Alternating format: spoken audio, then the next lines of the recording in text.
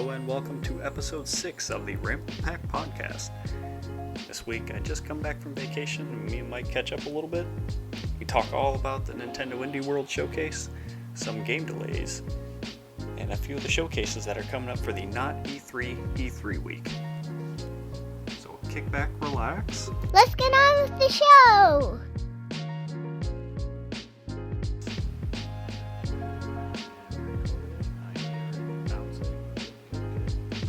Bouncing or you see it bouncing? I see it bouncing. Okay, if you hear it bouncing, then something else is going on. Oh, hang on. The one thing I didn't do is start OBS. Oops. That's alright. I got so many things going at once. Alright, let me pull up the thing again. Because I'm just going to have it up on my phone and then type it in here. So I'm just going to start with hi. How are ya? I was going to say, I missed you. Missed you too, holy crap. Yeah. I don't know. The last 2 weeks have been crazy. What's up? Did you do anything fun while I was on vacation? To make up for the lack of nothing? I worked on my front yard. Trying to think, what the hell did we do? Don't think too hard. Had a bonfire, but that was about it. The weather's right for it now, at least. Oh, absolutely. I think we did it on Friday. Because Callie and my sister have been begging for it. I'm like, okay. Oh, yeah. Gave me an opportunity to bring over the... Remember that ugly tree in the front of the house? I think so. We cut it down a few weeks ago, and I've just had... Oh, shit. Yes, because it was weird towards the street, because it was all bowed up on one side, I think, trying to get out. And if we parked anywhere near it and then tried to get out, it was awkward. Yeah. I don't... So you guys cut it down? Yeah. Oh, shit. I was just like... I knew it was going to come down. I was attempting to trying to convince myself to see if I could try and train it with tree wire and stuff like that. Oh, was it growing too close to the house? Well, not only that, it just looked ugly, and from what I've been told, those are those are expensive trees. So I don't really want to cut an expensive tree down if I don't have to. Does Massachusetts have any arborist laws where you have to have somebody come in and inspect the tree first before you're able to cut it down or anything? No, because I have no idea about that. As long as it's not on the city property, they don't care. You can cut down all the trees on your property if you want. I think it's nice. As long as it's not the trees that are out on the street, they don't care. Okay. I don't know any of those rules or regulations around here, so I've been here for almost 10 years and I'm still learning. The only reason I knew about that one was because my dad wanted to cut down a big ass tree that was in the front of our house. That was a pain in the ass, and the city told him no, because it's not his tree. I was like, well, that's sad. Well, then he's like, well, then what happens if it's not my tree? Does that mean I can go after you guys if it takes out my power? Nope. Ooh. Of course not. Yeah. Oh, well. So nothing else fun? Just had a bonfire and cleaned up? Enjoying the weather? Pretty much. Same here. You don't have Instagram, so you didn't see, but we went to Niagara Falls. Oh. Yep, we went to Michigan for my niece's birthday. Unfortunately, didn't get to do anything because she caught COVID recently. Oh, jeez. Just before her birthday, she was locked up in a room and couldn't do anything, unfortunately. Ah, poor thing. But, yeah. Her 10th birthday, too, so it was kind of like one of those milestone ones. Oh, jeez. Yeah. But we still went out there, saw family, hung out, and then on the way back, we hit Niagara Falls because we were like, when are we going to be able to take her by herself, or Amelia, to go see it by herself, and again. So... we stopped by, let her check it out, and then came home. And then promptly went to work the next day. Yeah. Exciting. It's an experience. Most people don't get to see it. So in the time that I was gone, I was trying to keep up with some of the news. Yeah. And like just watching things, reading things, seeing what was going on, and what am I trying to say? The Nintendo Indie Showcasing came on, like the day before we left, I think is what it was. Okay. Not to mention all that other stuff was going on. Did you get a chance to see any of the games, or any of them look interesting to you? I didn't check the Nintendo showcase. I didn't check anything out, so I'm not too familiar with any of the stuff. Okay. I didn't even write how many they had down here. There's at least 1, 2, 3, 4, 5, 6, 7, 8, 9, 10, 11, 12, 13. At least 13 indies that they showed, but they probably had more that I didn't write because at the end they always do like a quick flash of like 5 or so. Yeah. And some of these, like, what is it? Ooblets? Ooblets came out for the Xbox. That was like one of the first ones they showed. Ooblets, funny enough, is like a cute little Pokemon game where you get these little creatures, and they're plants or shapes or different like creatures within a world that makes sense to the area that they were basically grown in, because you grow all the Ooblets, and then they fight by dancing. The best dancer wins. You get to decide their dance moves. It's really cute.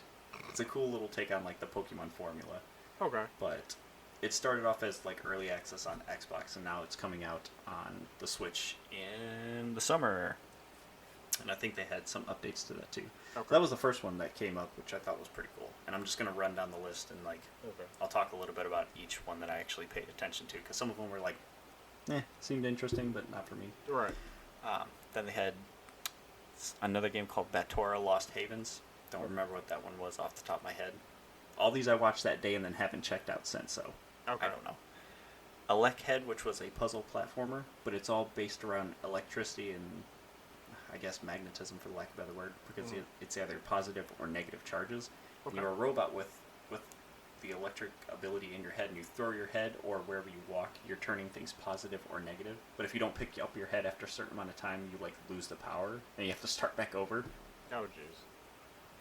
It sounds pretty interesting. Soundfall, which was a rhythm-based dungeon crawler. Okay. Similar to Crypt of the Necrodancer, if you've heard of that. Not familiar with that one. It was a rhythm-based RPG game where it's an action RPG where you're doing the fighting yourself, but you're doing it to the beat of the song that you're listening to. Okay. So every movement, every attack, everything is on beat to the song that's playing. And that company that made that game had a license from Nintendo to make a short spin-off that was Legend of Zelda themed, so they remixed all the Legend of Zelda songs for that too. Yeah. So that was pretty cool. But that made me think of Crypt of the Necrodancer, and it seemed interesting, but I don't play that enough. Wild Frost, which was a deck-building roguelite. Okay. Not for me. Don't know. Not much of a deck-building game. Speaking of which, Marvel is making a trading card game as well, if you didn't see about that. Yeah, it's that I looked into. Okay. Of course you did. It's Marvel. Tell me you've heard of Totally Accurate Battle Simulator. You've had to have seen that or heard about that. Let me see if I can... It's not coming to mind, but let me see if I can look it up real quick. Okay. Well, that's coming out in the summer on the Switch, after being out on everything else. A game that took me by surprise that I hadn't even heard of, and I guess Devolver just showed it for this, was a game called Gunbrella. You look like you are a homeless person with an umbrella, and you double jump with it, and you glide with it, and it's also a gun, and you deflect stuff with it. It's super interesting. It's like a neo-noir action platformer kind of game. So it's really cool. You got to check out the trailer for it. What I'm saying is not doing it justice. It looks super interesting. It's really cool looking, and I like the art style too. It's like that quick pixel. What am I trying to say? Quick paced pixel art. Okay. It's really smooth too. I forget which this one was called. It's We Are OFK. It was a narrative storytelling game. Okay. Don't remember what that one was about. Silt, which was a underwater exploring storytelling game. Mini Motorways, which was a highway building game of some sort. Wayward Strand, which was another narrative adventure game. Cult of the Lamb, which I wish I could remember what this one was, because I remember seeing it and was interested in it, but I didn't read up enough about it.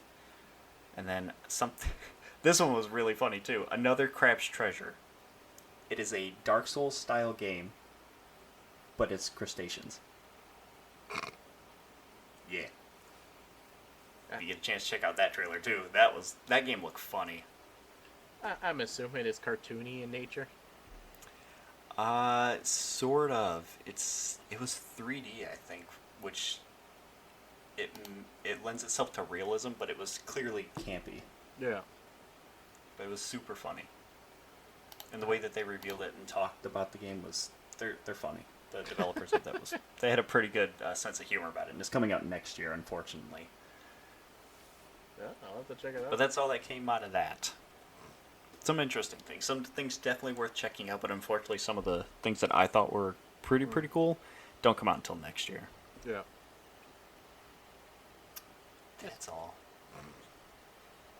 But since I mentioned it and brought it up and you know about it, tell me about Marble Snap, because honestly, I did not look into it. I just know that the name was Marble Snap, and it's a trading card game. That is all. I saw the trailer that they had for it. It looked pretty cool. CG wise, anyways, they made the trailer look cool. I'm not understanding how the battling works itself. Supposedly, it's supposed to be like an active battles game, so it's not like you're waiting turn-based type of situation, where you can decide all your turns one right after the other, and you're not really waiting on the other person. And you're supposed to, I think you choose up to 12 characters, and you're supposed to assign them between 3 different battle areas, and you're supposed to win 2 out of the to win. You need to win 2 out of the 3. It's a little weird. I'd have to try it out once it comes out. This is sounding very similar to a card game called Gwent. Have you heard of that? I don't think so. So Gwent is a card game within the Witcher games. Okay.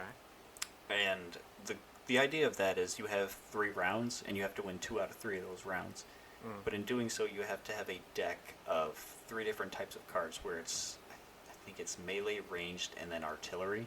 Mm-hmm. And you want to have the most amount of points among those 3 categories, but you're only allowed to have like 10 cards in your hand total for each round. Right. You use those cards, they're gone. You don't draw anymore unless you have a card that says you draw more. Yeah. And you have to... Or no, it's not even between rounds. I think it's for all 3 rounds. You have to utilize the cards that you are given to beat the opponent. So you have to make them bluff or throw out everything that they have, so that way you can win the rounds, or feed them around so you can throw everything you have at the last round to win that. Right. So the way you describe this is what that sounds like. You're setting everything up beforehand, and like maybe the battles take place after that, and then you see who's the victor after all those. Right. And then from like one of the aspects to it is like you can bet whatever their currency is, the cosmic cube or whatever. You each wager 1, and then if you think you're gonna if you think you are gonna win, you can double down on it, type of thing. So there's betting involved? I'm assuming it's the way it was sounding like. I'm trying to pull it up to see what it looks like. Cause the way you described it sounds a lot like Gwent, and I like Gwent, but it's not going to make me play this. I wouldn't mind trying it, especially since they're saying the game itself is completely free to play. You you could collect every single item eventually in the game as a free to play player. Oh, I like their developer name. It's called Second Dinner. It just says Strategic Card Battler. Interesting. I mean, there's plenty of people who like trading card games. I'm sure that they'll find their audience. To me, it just doesn't sound interesting, but it sounds like a cool take on the card game. It's a new twist. Right. And from my understanding, it's supposed to start off as a mobile game, but eventually they want to expand out to consoles. I did see that. It said that it was coming to iOS and stuff, and then consoles later. Speaking of iOS, really quick, just a short tangent. A lot of those indie games and games that are coming out are kind of going to. They might have to find a new home because, like, some people, if they held on to it for this reason, they're gonna have to switch to phones now because the iPod is being discontinued. Like, they're not making any more flavors of them anymore. Right. I'm actually surprised they didn't do that sooner. Yeah, it seems like it was a slow death trying to get rid of the iPod because who's going to buy an iPod that they were pushing out before, like the iPod Touch and everything, when you have the phones that were doing the same thing? And I think when they made iPods after that, they kind of dropped it back to being just about music. Yeah. And then you heard nothing else from that since. It was all iPhone and iPad. Right, exactly. From the looks of the most recent gen of the iPad, I mean not the iPad, the iPod, it basically looked like the phone except you can't call people. That's it. Yep. Well, what's the point? And I don't. And depending on the price point, maybe if it's a cheap enough price, that might justify you still wanting to get it, especially for like a kid or something. But outside of that, if the price point is similar, I'd rather pay for the phone. Yeah, exactly. No point in paying for one when you don't get all the things when you can pay for something else and get everything. Right, exactly. Wow. Oh well. That's Apple for you. Well, yeah. I was surprised it took 20 years for them to stop that. But I mean, those things used to sell really well too. Oh, I've had 2 or 3 myself before I even got the phone, and even when I had the phone, I still had an iPod I used strictly for music because I didn't want to put music on the phone. yeah, And now we got Spotify, so I think deal with that. prior to the iPhone, I think I had the iPod Slim, and the Shuffle. That was it.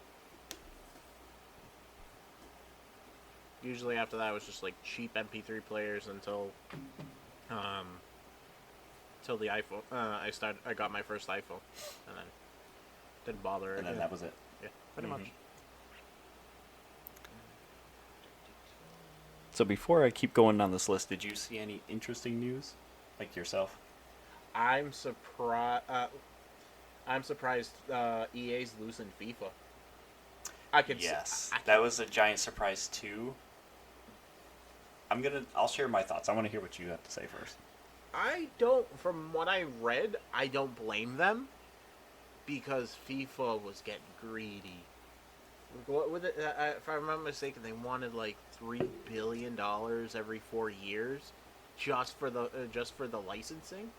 Are you serious? FIFA was a juggernaut when it came to making money for EA too, though, because that's where they put in a lot of their microtransactions.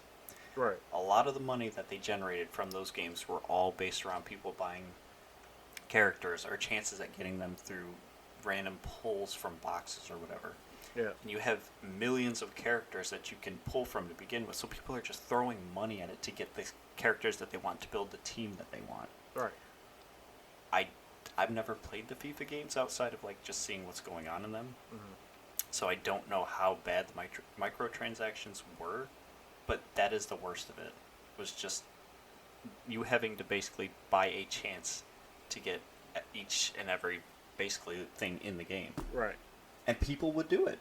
People would buy the game for $60 or whatever, and then turn around and throw another $100 or whatever just to get certain characters so they had them on their team. Right. I mean, that's what made them the money.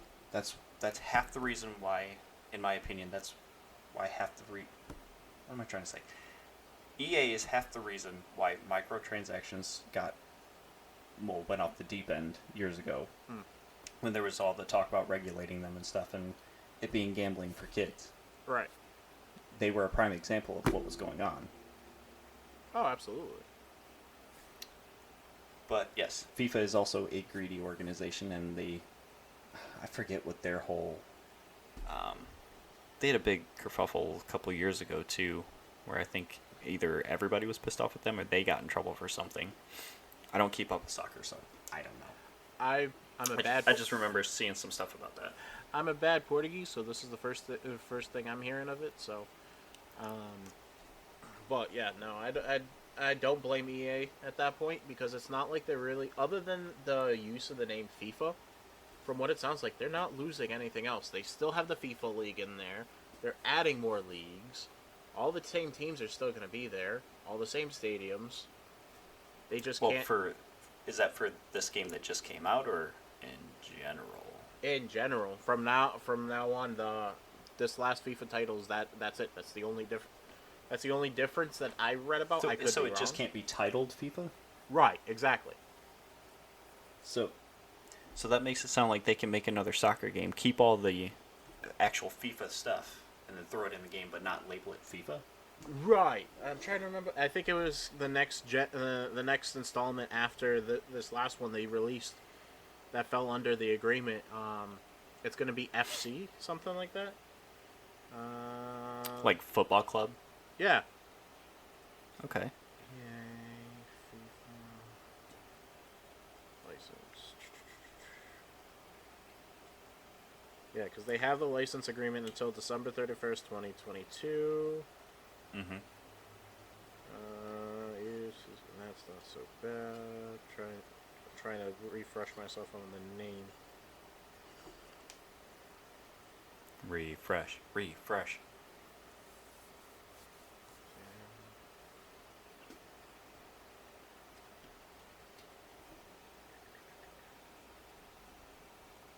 Yeah, FIFA 22 is going to be the last one. Okay. And that was this year's, right? Right. Okay. EA Sports FC is the new name. So they're going with like a generic EA kind of thing. Right. Okay. I wonder how that's going to work out for EA also, because something I just recently added to the doc that I found really interesting was EA tried to merge with NBC recently. And by recently, I mean probably within the last year. And remember, I think it's NBC that was bought out by Comcast. Yes. So imagine an internet company owning a game developer, or a game publisher, I guess is what EA technically is. The deal didn't go through because I guess they weren't able to agree on how they wanted it to be structured afterwards, because their CEO, I guess his name was Andrew Wilson, he wanted to maintain being CEO of whatever company came out of the merger. Right. So they're still looking. Apparently, they were still talking with Apple, Disney, and Amazon to merge with them or just be bought out, I guess. Right. But it was surprising to see, like, of all the names, because, there's been a shit ton of acquisitions within the gaming industry in the last couple months alone. Right. And to find out that EA was trying to merge, not be bought out, merge with NBC.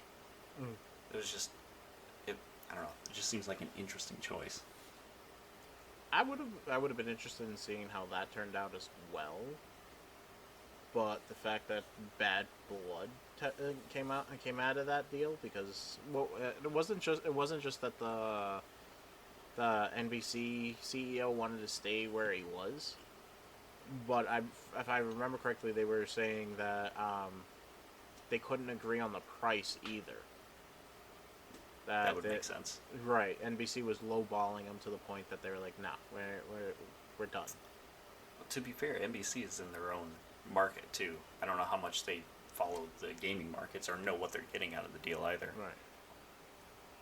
True. And we also don't know how NBC is structured with Comcast, because I think Comcast is the one who bought NBC, right? It wasn't the other way around. I want to say so. I want to say Right, so- they're one in the they might be one and the same. Right, so if that's the case, then like a merge purchase kind of thing, like Activision Blizzard did. Right. Because if that's the case, then how would a merger between NBC and EA work? Because it would have to go through Comcast. Like, they would have to okay it. Comcast acquired NBC Universal. That's what it was. Okay. So yeah, it would still have to go through Comcast for, like, just saying yes or no to that. And then they would have the last say in everything. Right. But can you... I know that Amazon has their feet in the gaming industry waters with New World, and their canceled games or games that they discontinued making that came out. And I don't think they have the Lord of the Rings RPG coming out, I think. Maybe I'm crazy. I know that they have the prequel show coming out, and I think that they were working on an MMO also. So if anything, if I'm just gonna throw this in the ring, if Amazon got EA, I think it would be okay. Mm-hmm. They would have a little more direction, or at least they would have something to fall back on, and Amazon would have a better catalog of stuff than they do now. Right. But Disney had LucasArts. I should say Lucasfilm had LucasArts, which was their gaming division for like their Star Wars games and things like that. Right. And like I think maybe even Day of the Tentacle. There was a handful of PC games that came out like that too. Mm-hmm. If it would be weird if Disney got it, because like I said, they had it with LucasArts and then was like, this ain't generating money, so we're just gonna kill it, and that was it. Mm-hmm. So now you have everybody fighting over the rights to Star Wars games, which EA had also screwed that up, and now everybody else has the rights to Star Wars games, and you're getting actual good Star Wars games now. Right. Who would you like to see purchase EA and make something out of it? Because you know that EA is mainly like known for sports games and stuff like that, and Well, Apex Legends now, and I forget the other one, Battlefield. I'm not Or, sure. yeah, Battlefield, because DICE.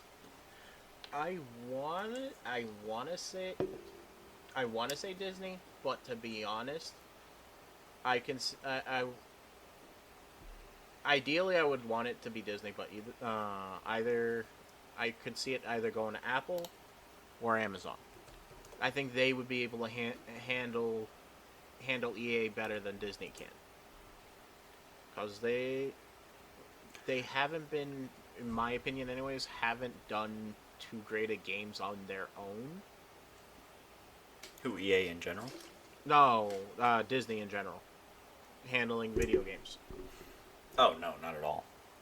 A lot of their stuff's not even made in house either. It's they shell out an IP to somebody and say make this, and then they keep their hands in the pot. They Right. don't just let the companies make the game. Everything has to be done to Disney specifications, and too many cooks in the kitchen tends to spoil the meal. Right, exactly, and then you end up with the same the situation we did with Kingdom Hearts 3, especially the Arendelle world, Mm-hmm. because from my understanding in that type of situation, Disney Since had we got a Kingdom Hearts reference, but keep going. yeah, sorry. Disney was so heavy-handed on it because they wanted to be so protective of their IP that Tetsuya Nomura actually wanted to do something with that and pit that good versus darkness with Elsa, but that's their cash cow. They're not gonna let you. They're not going to let you screw with their formula. Right, exactly, and Yeah. then Yep. and then you ended up with a lackluster level. I can see that happening with other. I can see that happening to EA games, them trying to do anything like that. And that would also be weird too if Disney did it with EA, considering they had the Star Wars license. Yeah. Star Wars is also Disney now. Oh. Sorry, I dropped something. EA had the exclusive rights to the Star Wars games in general, and they were the only company for, God, I think they had it for 8 to 10 years maybe, and I think we got 3 games total out of it. Yeah. No, maybe 5. I don't remember the exact number. I'm just off my head. I'm thinking of Battlefront 1 and 2. And once again, microtransactions ruined Battlefront 2. To where everybody's got, well, I shouldn't say everybody. They're giving other companies the chance to make a Star Wars game. Right. If Disney bought EA and was like, you can make a Star Wars game again, that would just be really weird after all the shit that they went through. True. I think Apple would be too heavy-handed to Like, I can see them saying, sure, you can make whatever you want or do whatever you want, but then the process of making sure everything worked and was streamlined and having to troubleshoot everything and debug it all would just be hell under Apple. Just because they have a lot of scrutiny with their devices in general. Like, I can only imagine what they would do with software. Oh, fair enough. But at the same time, look at half the crap that gets released with bugs after bugs, and you have and their answer is, we'll fix it with a patch. I'm like, sorry, no. Just because we have internet, it doesn't mean you should be sending out crap games to be fixed with a patch. Do it right the first time.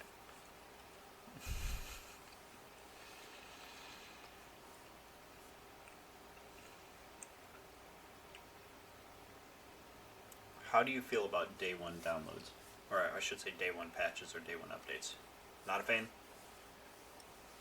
Not a fan. If there's, I understand there's certain things that need to be fixed and whatnot. Little qualities of life and stuff that were unexpected. That makes sense. You shouldn't have to release a game that's half-assed and then release a patch immediately after to fix that half-assedness because you're rushing the game. No, I don't agree with that. I paid a premium for the game. I want it decently done, to be honest. Okay. What if I told you a lot of that is because of deadlines or mismanagement of things? A lot of games are taken on as contracts for the developers of them. Mm-hmm. And they usually have a set, depending on who's asking them to make the games, it's usually a set timeline to have it done. Usually, like, maybe a year, up to 3 years, sometimes even 5. Like, I think it was The Last of Us and Last of Us Part 2. Like, that just comes to mind. There was multiple years in between each of those just because you have you have to go through the whole planning phase, get everything done, find a project manager to figure out at what stage you're doing what things, and nothing comes together until like the last couple months of the game because you start, besides just like making builds to test things and seeing how it works, you're never going to know how everything is going to work entirely until you take each of these systems that everybody's creating and putting together. Sometimes you have to extend that, and the company that's asking you to make the game will push back and say, no, we want it out now. And then you're kind of just left with shipping out a game that's got a shit ton of bugs that you have to make a patch for later. Because you're out of money, they're not going to extend the deadline, you just have to put it out. Right. So I wouldn't put the onus solely on the devs.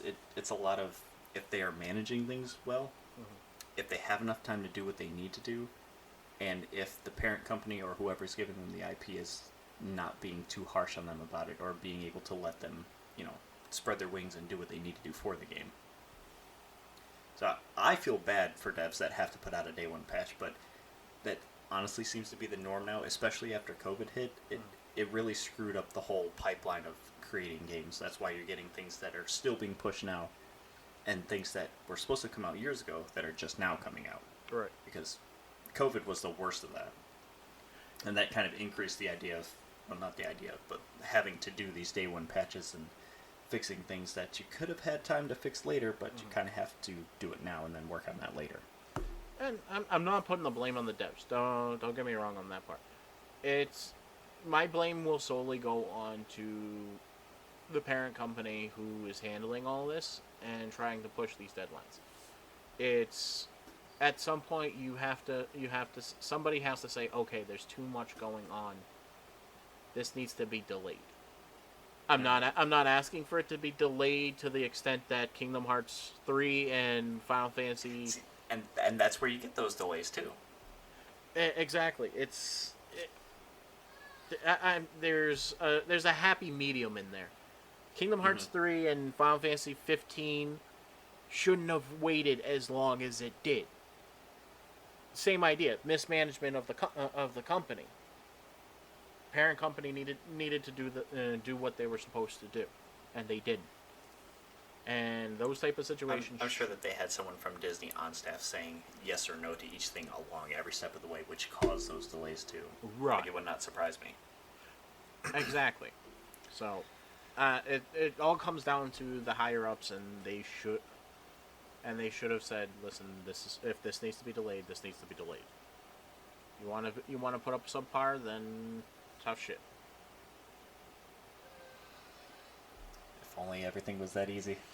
You don't have to worry about biting the hand that feeds you. Fair enough. Well. Speaking of companies that aren't happy with other companies, I don't know. Yeah. That was a bad segue. Speaking of people who are upset at companies, how about that? Okay. The CEO of PlayStation, Jim Ryan, he wrote an email to staff recently during oh god, I've already forgotten what it was. It was after Bungie actually was a little bit outspoken about the Roe v. Wade stuff. Mm-hmm. Other game devs started speaking out too, which I'm glad that they finally started speaking up, and I'm glad Bungie's kind of leading the fight on that. Mm-hmm. But they also said it doesn't matter if they were acquired by Sony, they're not going to be silenced by them. They're going to say what they want and make the games that they want. And Sony was like, yeah, sure, that's fine. Yeah. Which is cool. But the CEO of PlayStation, he sent out an email to the staff talking about respecting other people's opinions and trying to make it an easier work environment, and everybody should respect each other if you're working together. But apparently when he sent out the email, he kind of related it to there was an anecdote about him having cats and wanting a dog someday, and like equating the situation to that. So people were like, so we should be treated like animals? Like, they took it the wrong way. And it sounds like it came out the completely wrong way. Sure, his heart was probably in the right space, but maybe it should have been proofread. Yeah, I think it's one of those situations where he didn't know the right example to use, and it just bit him in the ass. Yeah, I'm sure that he meant well, but you're right. People weren't happy reading it. I'm sure. I'm sure he's laughing all the way to the bank too, because apparently over 1 million of the PlayStation Network accounts, they made about $14 billion. So I'm sure it's not that big a deal. Nope. Yeah, they just talked about their numbers recently, and I guess just over a couple million accounts, or at least over 1 million accounts, they made $14 billion. Oh, Jesus just Christ. on their network. So. And they're expecting it to that to increase big time. Oh yeah, especially people are going to buy the more expensive tiers for the classic games and stuff like that. Which I've got another incentive for you. I'm not trying to convince you to buy it, but I'm going to give you something else to go off of. If you like those classic games and you want to play them, they're adding trophies to classic games now. That I read a little bit. Right now it's just Splinter Cell, right? That has it. Siphon Filter. Siphon Filter, yeah. I was thinking Splinter Cell. Close enough. Siphon Filter was the predecessor to Splinter Cell. I wasn't a big trophy hunter with the PlayStation games, but it wasn't. It would be cool to go after it for the old games. I did actually look into the pricing points, and if I start having more time, I might end up trying out maybe not the top tier, but the middle tier. The middle tier. And pay it in full for the year, just to try it out, see how it goes. I need to go back through our notes and see what the middle tier gave, because I don't remember, unless you remember. It did. The website didn't say much. It gave you access to like online games and stuff like that. I think the only difference between the two is we might have more options as far as classic games and stuff, things of that nature. But it wasn't enough. It wasn't enough to convince me to pony up for the top tier. Yeah, that was $120. The middle tier was $100 for a year. Yeah.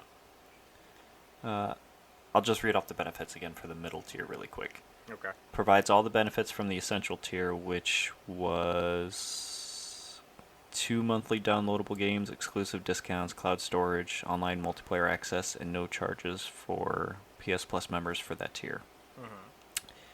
So that's what you get with the middle tier, plus a catalog of 400 plus games, or it says, of the most enjoyable PS4 and PS5 games, including blockbuster hits from PlayStation Studios catalogs and third-party partners. Games in the extra tier are downloadable for play. Okay. So there you go. And from if I read it correctly too, like even if you downgrade a tier, if you had a game purchased through the tier, you still have access to it after the fact. Yeah, that would be weird if they took that away, because you're still essentially buying it from the store, whether you're getting a discount or not.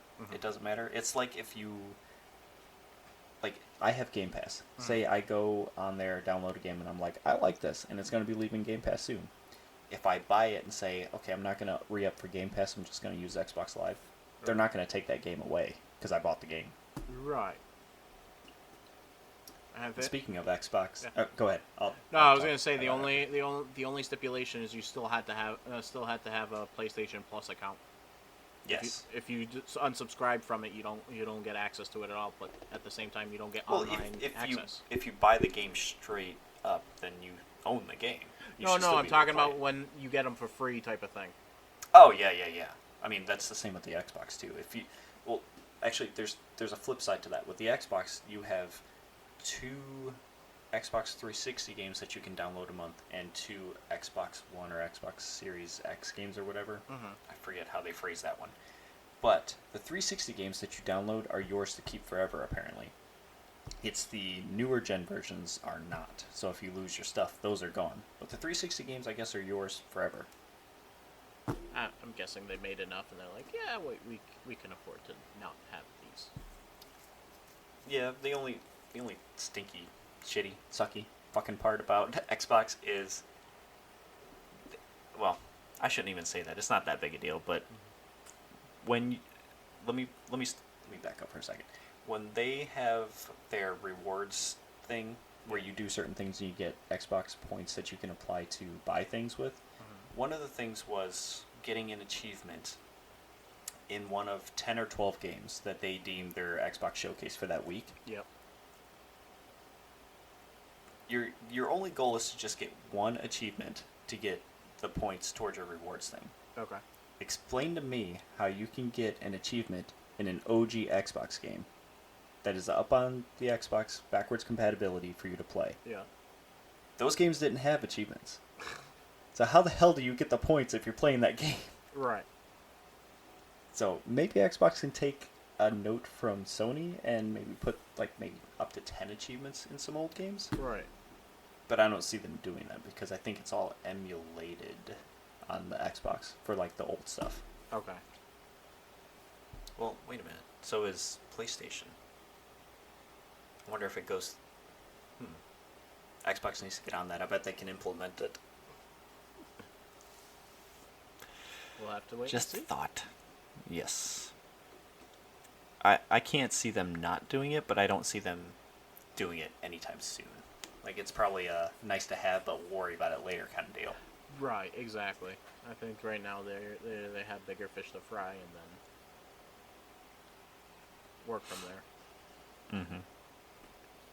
Well, kind of jumping off that and stuff like that. Do you remember Zynga? Oh my God, wasn't that the one, the company that did Mafia Wars and Farmville and all them? Yeah, man. Okay. This Monday, they are set to merge with Take-Two. Take-Two, I believe, is the parent company for Rockstar, and it was... I thought it was Gearbox before Embracer got them. Okay. I don't remember, but I know Take-Two has got their hands on a couple other devs too, namely Rockstar, I believe. Okay. So as soon as I found that Take-Two was merging with Zynga, I'm like, what the hell's going on? I didn't think that Zynga was around, because once they got, I think that though they changed CEOs 3 or 4 times in a year. Yeah. And people moved on from playing their games, but I guess they've been still just quietly in the background making money hand over fist, and now they're gonna merge with Take-Two. Good for them. Sure, I guess, but I mean, what are they gonna do? Because when I hear Zynga, I think mobile games Right. and mobile development. So maybe that's why they're merging with. They can port their games over to mobile and other platforms, but you don't see a lot of console games that are going to mobile either because there's no market for it. Right. I'm just wondering if they're maybe if they'll do like but they don't really seem to do very well. What's like that? like a side aspect of a mobile version aspect of the game that ties in with the original game for you to achieve stuff, but those usually don't work out very well. They did back in the day. So for what the hell's the name of the game? I just had it in my head and I lost it. Crackdown. Crackdown 2 had a mobile game that went along with it, where it was like it was a carnival game where you were shooting ducks and stuff like that, and you earn in-game stuff when you do that. Right. But you don't see that shit anymore these days. Right. What comes to mind for me is the Pokemon Walker, where you got an actual little Tamagotchi type of thing, where you could transfer one Pokemon to it, and it acts like the daycare type of thing, where you're walking, and it's I want to say the predecessor to Pokemon Go, pretty much. You're walking with it, and as you make steps, they're leveling up, and then they find random items and stuff like that that you can bring over into the game. Okay. I'm trying to remember what games they worked with though. It's been so long. I don't remember. But I also don't think it worked. It went over too well because you don't see that type of thing anymore. Yeah, not really. I'm trying to think of any other games that have like some tie-ins, and usually it's all utility based now. Like the first one that comes to mind is Destiny and their handful of different mobile apps. Yeah. You've got the what the hell is it called? The Ishtar Collective app, not the one that's about Grimoire and the stories, but about their item management. Mm-hmm. That one's not a Bungie app, but it uses their API, and you can like transfer gear between your vault and characters, and check out the quests and who's got what for the day and things like that. And Bungie's mobile app is similar to that too, but not to the extent of that one. I think I remember the Bungie one, more so for Destiny 1, not Destiny 2, because I remember being able to pull up my character and see what I had and stuff like that very quickly. Right. There's no games associated with that. It's all utility, and I feel like that's all the apps that are related to other console games, I guess, or PC games. It's all utility based. Yeah. Sign that the times are changing. God, I remember a couple E3s before that were like, here's our game, and here's how your phone can interact with it. Because they had something for Assassin's Creed before, I think, and maybe the first, not Sleeping Dogs, Watch Dogs, I think, had something like that too. There's just a handful. There was was it a Call of Duty or a Battlefield game that had a mobile tie-in too, where like your team's playing and then you're surveying the battlefield on your phone and you're doing something else. I don't know. There was an E3 where a handful of those games had apps that went along with it. Right. It seems like a millennia ago. Things have changed a lot. They have. I can say that much. Like I wasn't what I was just talking about with that Pokemon Step thing. Pokemon Go, holy crap! You can actually transfer catch Pokemon on there and then transfer it over to the newer games, so long as they have certain movesets and stuff like that. How do you do that without being connected to the game? You can't because there's another app that you can. I think Pokemon Home. That you can transfer Really, the game. that connects with your phone? Yeah, you connect. Pokemon Home is another app on the phone that transfers the Pokemon from, as long as it's all on. I thought it was just on the Switch. No, it's. I didn't realize they put it on the phone. Yeah, as long as it's all under the same Nintendo account, you can deposit a Pokemon from Pokemon Go into Pokemon Home, and then as long as it's compatible with the game with that generation of system, you can upload it into the game. Okay. So it's still another utility-based app. Right. But and there was supposed to be some type of aspect with Pokemon Home that you should be able to like battle and stuff like that, but I never really got into it. I just did it to get. I just downloaded the app just to be able to get Meltan and Pokemon. Melmetal on Pokemon Go. Mm-hmm. Gotta fill out that Pokédex. But outside of that, it was hit or miss pretty much.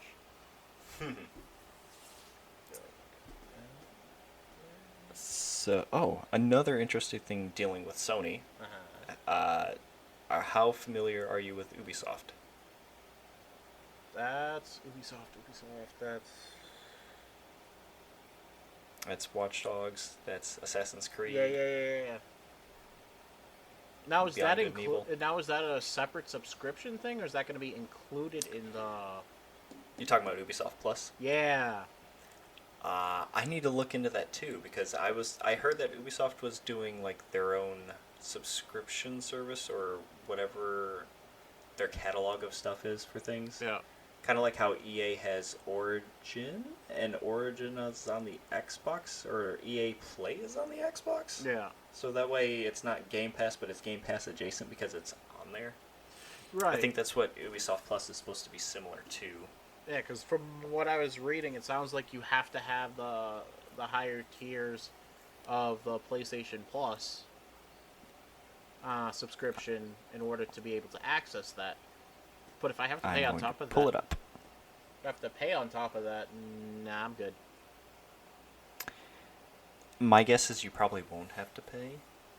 I don't know if Ubisoft has their own. If this is separate to where you can just subscribe to them or not. Yeah. Because Bethesda had their own thing too like that, and then they shut that down. So Ubisoft is another one who I think would benefit from just going with a company or having like their own little package of stuff and saying, here's access to this, or here's access to this for another company, and you just sign up and keep going. Right. Like I could see if they included this as like a free thing with the top tier Sony Plus subscription, that could justify me paying the extra $20. So it says Ubisoft will also revealed that beginning May 24th, which is Tuesday, it'll launch a new Ubisoft subscription for PlayStation Plus called Ubisoft Plus Classics. It's a curated selection of popular games including Assassin's Creed Valhalla, The Division, and For Honor, as well as classics like Child of Light, Far Cry 3, Blood Dragon, Watch Dogs, Werewolves Within, and more. The Ubisoft Plus Classics catalog for PlayStation Plus will launch with 27 titles and will grow to 50 by the end of 2022. It lists off a couple day one games. Everything that they're saying, like the wording, it sounds like you have to pay on top of that. It's not saying included with it. Like I said, if I have to pay on top of that, I'm good. Oh, here we go. It says Ubisoft Classics will launch bundled with the PlayStation Plus Extra or the PlayStation Plus Premium subscription tiers on May 24th. So, the second and third tier, it comes with it. But the first tier, it's either not available or maybe you have to buy it with it. I'm assuming it's not going to be available with it. Okay, so if I'm not paying extra, yeah, I'm sticking with my second tier. I'm good. I'm going to have to look up and see if they're adding it to Xbox too, or if they have their own different deal with them. So that's interesting. Ubisoft was fighting off a takeover recently too. Like I think their second one. Like someone was buying up stock in Ubisoft for a while. Oh jeez. I think that happened with Viacom before. Like there was a while, I think it was Viacom that was like buying up stock, and they were trying to stave it off, and they ended up being successful. But I think recently they were it was happening again, and Yves Guillemot, who was I pronounced that terribly, but he's the current owner and CEO, head of Ubisoft, and I don't think he wants to let it go. Yeah. Like him and his family have, I think they started it and run it, and I don't think they want to give it up. I don't blame them. That's me. I don't know. What I'm actually surprised about. Well, not really surprised after what I said earlier. Talk to me. The sales on Final Fantasy 15. I was wondering if you were going to mention that, Mr. Final Fantasy. Yeah, I'm surprised it's that low compared to other games. Well, apparently it topped out in the very beginning. Like, they sold 5 million in the first week. Yeah. And then it kind of, like, tapered off hardcore after that. But it's 10 million total that included their, the Royal Edition, which was, like, all the DLC of all the individual characters and stuff, too. Right. But that number is low. You're right. 10 million is low. And I think that in part goes towards what I was talking about earlier, on it being in development hell for God knows how long because of mismanagement. Everybody that was another game that everybody was anticipating forever and ever and ever, and it got built up and very lackluster.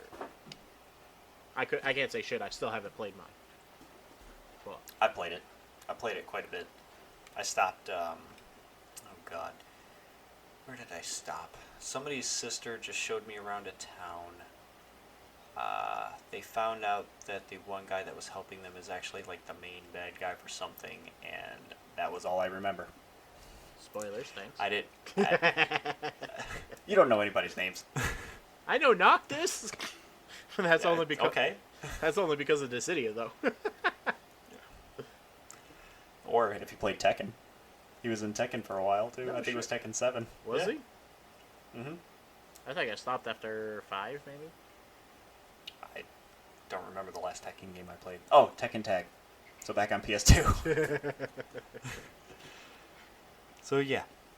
Didn't finish Final Fantasy 15. Think it's a great game, especially if you like Final Fantasy. Mm-hmm. I tried getting back into it like last year and was like, I am so lost and I don't remember how to play this, so I can't do this right now.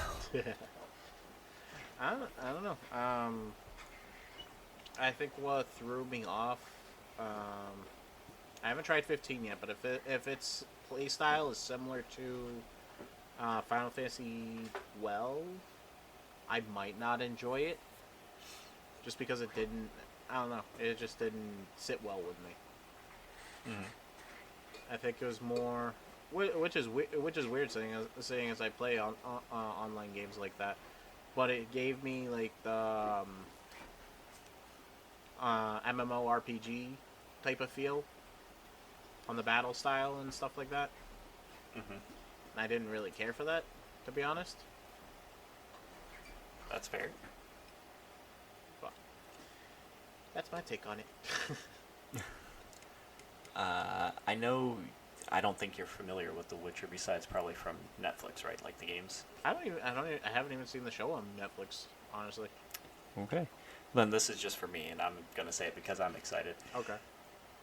The next gen update, after up and down and not knowing and then knowing and then not knowing again if it's coming out, is coming out at the end of this year. Yay! So it's just another excuse for me to jump back into The Witcher, because I loved 3. And Meg actually sat there and watched me play through a handful of things and with the quests and stuff. And that's half how she got into wanting to watch the show. So that was fun. I've been meaning to try it out, just because I like the concept of it, and I like the style of it. I just haven't had a chance to play it. It's fun. I highly recommend it, especially if you like good storytelling and like quest lines and side quests and just characters in general. The voice acting is decent, but just the stories that they put in that game and your interactions with people and stuff, it's super cool. Good. Where it sounds like it's the type of game I would definitely like, because like I said, I like the art style, so it's getting me into it. So You will get lost. I mean, if you like games that you can really immerse yourself in and just live in that world and do things in it for hours, Witcher 3's got that in spades. I think on my first playthrough of the game, just wandering around and doing shit, just to get to the end of it, I put in well over 100 hours. Yeah, it was so good. I wanted to play the quests; they were that good. Yeah, you're not gonna be Callie's favorite person after this. Why? Because I'm gonna take you away from her. Probably. Need a game recommendation? I'll tell you. I'll give her some recommendations so she has something to play. Oh Jesus, she actually mentioned this. She does not hear the podcast. She did not. I didn't mention it to her. She actually mentioned the Disney game that we talked about the other day. Oh shit! Yeah. Yeah. She's like, I want to try this. And I'm like, Of course. I'm like, we actually. It was the week, literally right after we talked about it, and I'm like, you should have listened because we. You should go listen to the podcast. I was like, that was pretty cool. Yeah. It just shows that things transcending audiences. Oh, absolutely. That's cool. Well, now you got something to check out with her because that is free to play. Have they said when that's supposed to be coming out yet? They did. As for the day, I don't fucking remember. Disney Dreamlight Valley. I think it's coming out pretty soon. Actually. While I'm looking this up, since this one's free to play, let's talk about games that you have to pay for. You're probably not too familiar with Starfield or Redfall, are you? I am not. Names sound familiar, though. Starfield is the new first-person RPG game from Bethesda. Same people who did Skyrim and all that. Okay. It's their first new major IP since like Fallout and Skyrim. Okay. Yeah, it was supposed to release this year, and they had to push it to 2023. And Redfall was, I think that one was like the 4 versus 1, or maybe 4 versus the environment vampire hunting peoples, like new age, modern vampire hunters. Okay. If that's the one I'm thinking of, but they were both scheduled to release like around Thanksgiving, maybe. Yeah. Starfield for sure, but I want your opinion on this because when they announced that, it seemed like a lot of the communities were split on it, where it was like, yeah, sure, delay the game, make sure it's coming out good, so that people like it, and then the others were like, well, the other argument wasn't so much as that it's going to be a bad game, so much as it's now Xbox doesn't have any titles. Okay. Yeah, just I feel like a lot of those people who were saying that are neglecting the, I guess, third-party titles and Xbox-funded titles that are coming out as well. Instead, they're focusing on 2 that are coming from the direct purchase of Microsoft and saying that they have no first-party titles coming out now. I think what was the reason for the delay? Did they say? Just to work on it more. Needs more polish. I'm okay with that, especially if it's where they're saying 2023. There might not be a full year, might just be a few months. It was supposed to come out. What you said? What October, Thanksgiving time? Thanksgiving this year, yeah. Yeah. At least for Starfield for sure, and now it's pushed to probably around February, March of next year. Yeah. Maybe if it comes out, if it comes out February, March, that's a couple of months. You guys, people. Well, we have a wide swath of time. It's actually anywhere from January to June. So it's the first half of 2023. So if I had to take a conservative guess, I'd say probably around March or April. Okay. I would even if they do it till June, that's not bad. That's a 6-month delay isn't bad, especially if they want to make sure everything's done right. Well, in this sense, it'd be 8 months because you're counting the 2 months that it would have came out. Almost a year. But there are other games that have had worse development hell than that. If they're taking the time to fix it, then make sure it's right. Then yeah, that's fine. If they're doing it and not much is done, then okay, then you took way too long. But I'm not against it, and if people are complaining that a system goes without a major title for a year, so to say, then you need. I don't think that's a fair assessment for them to say that Xbox doesn't have anything coming out because Right. you're like I mentioned, you're neglecting the third-party studios. Right. And I guess you would you personally count studios that Xbox or Microsoft has purchased, would you count those games that they make? I guess whether or not they are Xbox exclusive, would you count them as first party studios because Microsoft bought the studio? Exclusive or not? First, I mean, exclusives, I would say, well, even, I don't know. I feel like you can't even make that argument. It's just, is a studio that was bought by a company that you are making the games for technically first party? Because they are, I want to say yes, because they're under that Xbox Studios kind of bubble. right. They all fall under that banner. So I would say yes, even if it's not an exclusive. Right. I would have to say that's a fair assessment. Okay. So then, if that's the case, then Hellblade 2, which was, I guess, the full-fledged sequel to Hellblade: Senua's Sacrifice that came out on the Xbox a long-ass time ago, that is made by Ninja Theory? That, I guess, you can count as a first-party title. Yeah. Because that would be what Starfield and Redfall were. Yeah. So then, that's one right there, being a first-party game that's coming out. Right. Then you have all the other things that are coming out too. So it's not like Xbox doesn't have it. Right. To me, and this is the most frustrating part of it to me, is that I think that a lot of it falls down to fandom. Because you see a lot of people who fall into Xbox or Sony and then bicker back and forth about it to each other. I feel like that's what a lot of it is. It's just like probably Sony fanboys complaining about that, and then you got the Xbox people who are saying, well, we got a better subscription service, and we got this and that and shit. What the heck? Who the freak cares? Exactly. You pay to play a game. If you're gonna pay to have bragging rights, then, dude, get a life. I'm sorry. People want to plant their flag in the sand for some of the most ridiculous things. Right. And if you like games, who gives a shit where you play them? Play them on the thing that you like. Right. Not to mention, you can play these games practically anywhere. Like, just because I'm entrenched in it, it's easier for me to use Xbox as an example. Right. But, like, because I have Game Pass, I now have xCloud. Right. I can literally attach via Bluetooth my controller to my phone, pop open a web browser, and play any game from my Xbox on my phone with my controller. And just keep going. To be honest, I think that's a cool idea. Can't you sort of do that with your computer too? Basically, yeah, with Steam. I mean, everything is uploaded to the cloud, so you can take your laptop with you, attach to Wi-Fi somewhere, and start playing the game where you last left off. Right. And you've got a lot of games that are including crossplay now too, so it's not like you're beholden to one thing, or you have to meet your friend on the same platform. Right. You can pick whatever platform you want.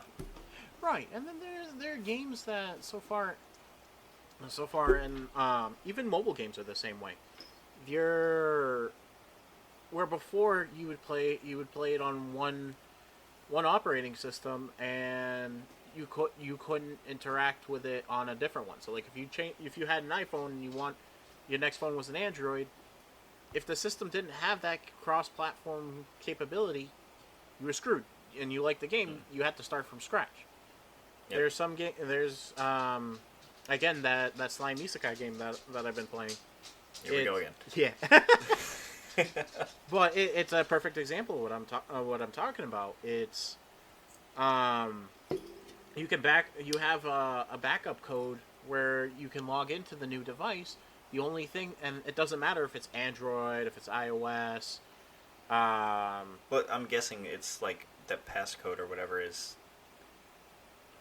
It's got to be tied to your account, so my guess is that it's just like a verification saying, yeah, that is you, and it pulls your information down from like their servers. Right, exactly. The only thing that doesn't transfer over from account to account, everything basically transfers over. It's just the in-game currency that doesn't, which they preference in the instructions and say, hey, this doesn't transfer over if you switch from iOS to Android and vice versa.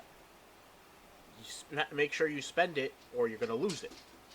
Right. But outside of that, everything is doing that. And where other game systems are doing similar things and will eventually become a lot more fluid, where the complaints are coming from, I think people just like to bitch. Just to bitch. Yes. People like to hear themselves talk. Yes. I mean, look at us. Anyway, the Disney Dreamlight Valley game. Mm-hmm. They have early access starting in the summer of this year. Okay. So you can play the game early. I don't see anything about it being like a limited beta or anything like that. Okay. The game officially launches in 2023. It says, during the early access phase, you'll be one of the first players to explore the Dreamlight Valley and will get exclusive rewards that will retain once the game officially launches next year. That's cool. The catch to that is you'll have the chance to be one of the first to play the Dreamlight Valley in early access with the purchase of a Founders Pack or with an Xbox Game Pass membership ahead of the official launch. Okay. So, to get into the early access beta, you have to purchase the Founders Pack. Usually those Founders Packs are available after the game comes out. Those games are usually free to play, and you buy them and they give you certain... to give you like X amount of in-game currency, a couple special items, and like maybe some upgrade points early. So that's the case for this one. You want to play it, you need to buy that Founders Pack, or like me, have an Xbox Game Pass membership. Right. So it looks like you've got to buy something. Damn it. Sorry. I'm too cheap. Hey, I'll you guys wait till can it come over here. releases. Yeah, Come over here. I've got Game Pass. You can come and play here. Sounds good to me. Works for me. We'll finally do a recording.